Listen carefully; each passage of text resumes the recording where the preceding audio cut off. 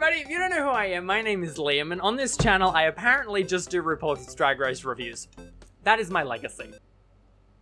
I'm totally fine with that. First of all, Trixie, first in, last out. I'm so excited. This is like, in AllStars 2, I was so excited that Adore was there because she is one of my fan favorites. Trixie's here, except this time, I'm pretty sure she's not gonna bail out early. If she does, no, there's no way Trixie would. From where she was back in season 7 to where she is now, there is this level of confidence around her where I still kind of feel like when you see the lineup of girls, and especially when they were in that workroom to begin with, Trixie was kind of sitting there and still, to me, kind of felt like she was sitting there and was a little out of place. But now she's sitting there a little out of place because she's bigger than them. I love that's like the underdog. I relate a lot to Trixie, but I'm not bigger than everyone. It's just sad, Liam. So, I was into Milk on his season. I was into Boy Milk when he was there. Like, he is hot. But now, something about Milk has changed to the point where in the scenes where they're getting changed, I'm just hunting for the Milk shirtless shots. I mean, I can't quite remember, and let me know if I'm wrong about this, but I can't quite remember, was Milk this much of a bitch? Or has he got that diva thing going on now? I actually feel like he was a little bit of a bitch all the time, but now it seems like it's heightened. I'm not really here for bitchiness. I mean, actually, I am here for bitchiness. What am I talking about?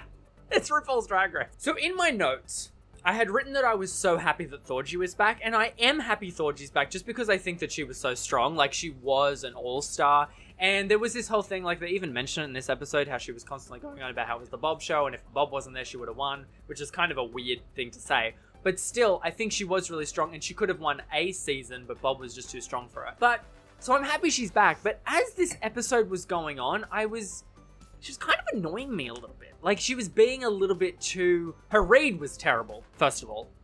It wasn't even funny. It was just mean, and it was bitter. That's what it was. It was bitter. It was a bitter read, which is not even a read. It's just someone being bitter. So, did many people find Bendela Creme annoying? Or was that just what I thought people thought Bendela was? Because for some reason I have it in my head that people really thought Bendela Creme was really annoying. She got Miss Congeniality, so that can't be right.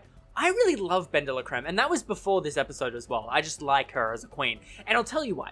Because she's very hard to read. Like, she's got that I'm a really nice personality, I'm trying to be really congenial, which I don't actually know if I agree with that being said, that she's always trying to be congenial, because she's got this really double take dark side kind of thing, like during the read.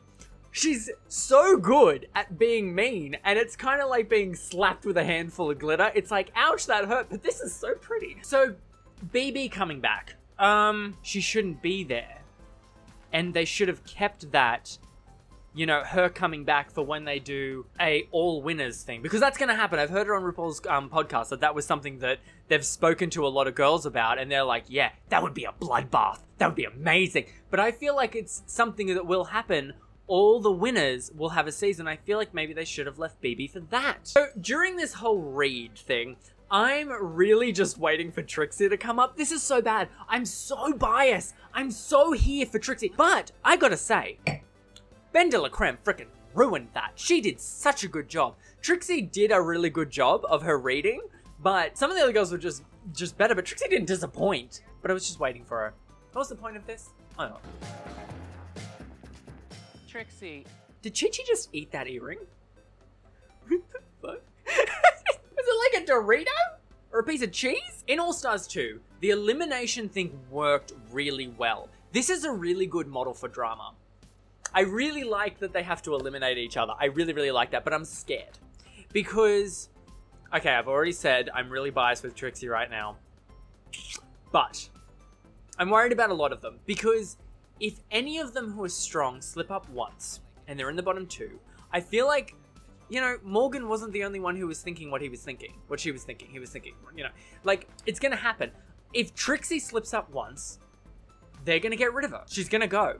And it's not going to be fair. Like in AllStars 2, there were queens that went home, like Alyssa, who didn't deserve to go home, but they did because they were a threat.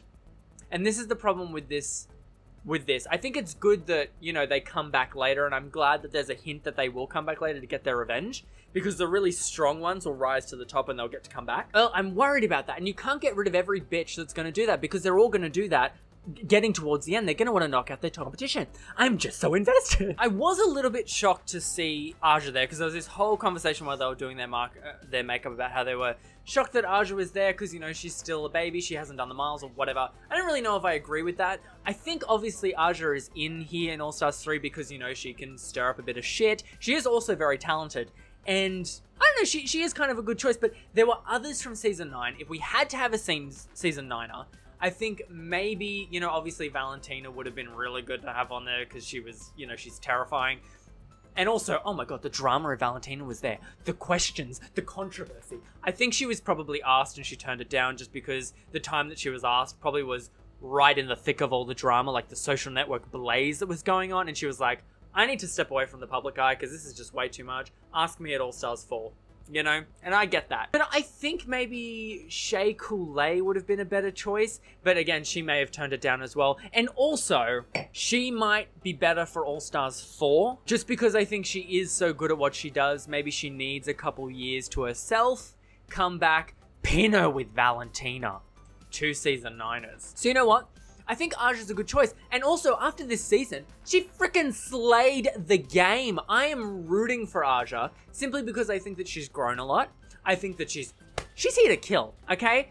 When she went to do that lip sync and she had changed outfits to a blonde wig and this really freaking tight clothing, it was like a warrior outfit. Like, she's here to kill, you know? Like, she's not here to play. She's a contender. She's planned this out, honeys. So down to some of the performances. Shangela killed it. Baby, so she brought something really fresh to the table. That was something cultural that I can't remember really seeing anything quite like that before. It was something that was really true to her. It was an experience, but it was over the top in a different way, but there wasn't something at the end that was like a big release. You know, like there's dance, dance, dance, there's roaring, there's all that kind of stuff, but there was no real pizzazz at the end. Like, when you do something like that, you've got, look at me, I'm talking like I'm a freaking professional. I'm a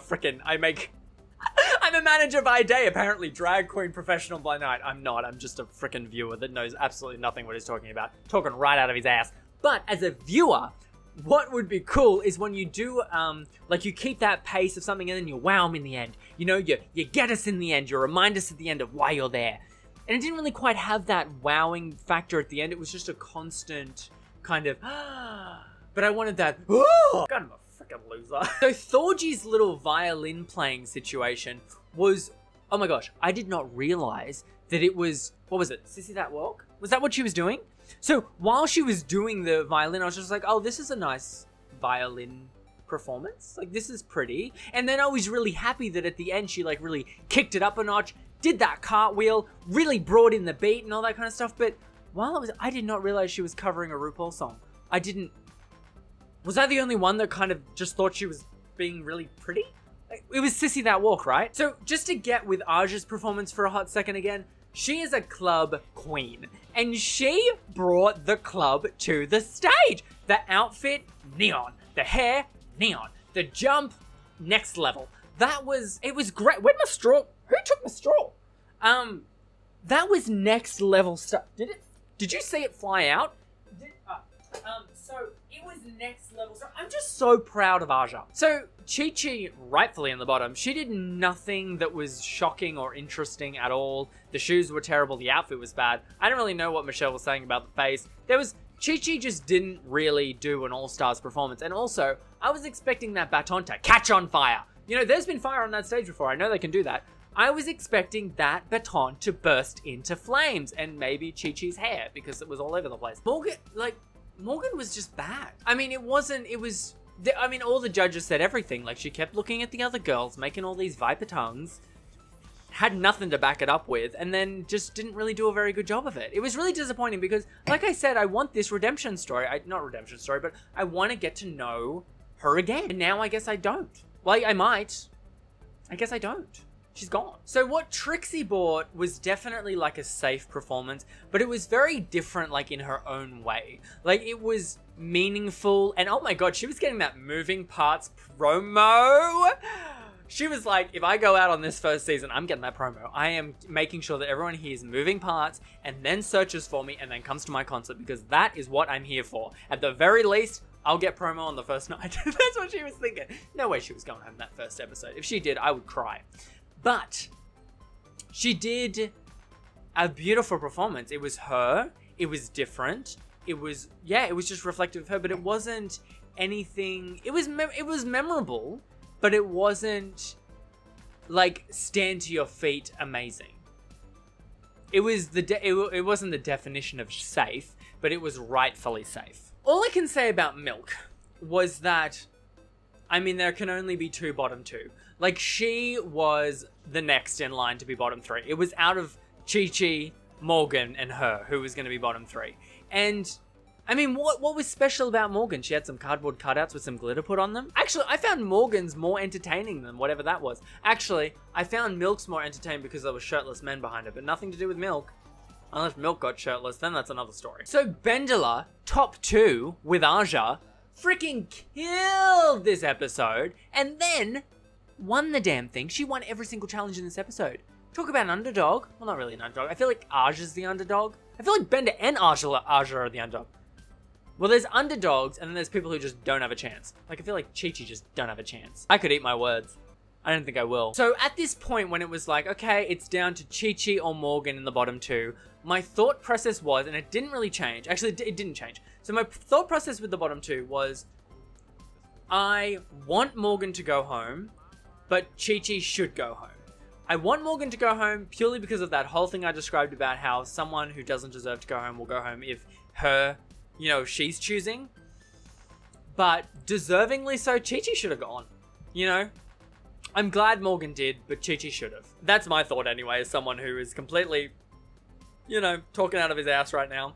But that's my thought. As a viewer, and now I'm gassing. Too much coffee, too much wine. So when they were doing the lip sync performances, I really felt like the first chunk of it, Aja was slaying it. She was doing well throughout the entire thing.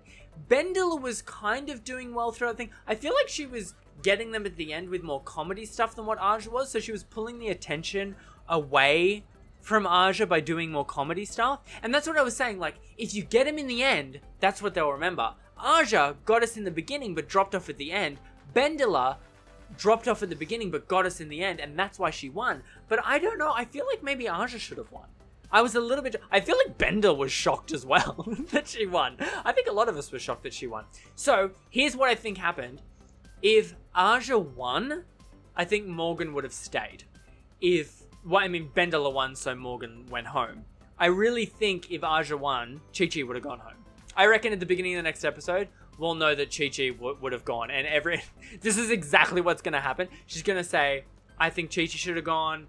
She just didn't do that well. And Chi-Chi's going to say, yep, girl, I didn't do that well. And I know that. And I'm going to do better this time. That was my southern accent. And it was bad. Actually, borderline offensive. And let's talk about this whole Handmaid's Tale storyline that I don't know what the hell's going on. But I'm so excited. So at the beginning, when they had that whole little thing with Alaska, I was like, okay, this is kind of cute. This is like just a thing that they've done to show us some kind of weird storyline that Ru's watched a show and has become weirdly obsessed with.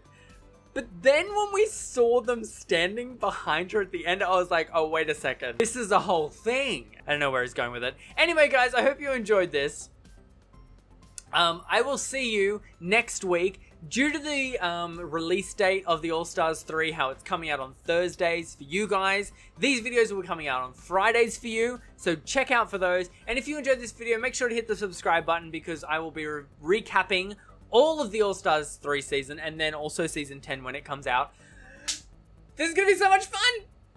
Okay, guys, I will talk to you in a couple days when the next episode comes out. Bye!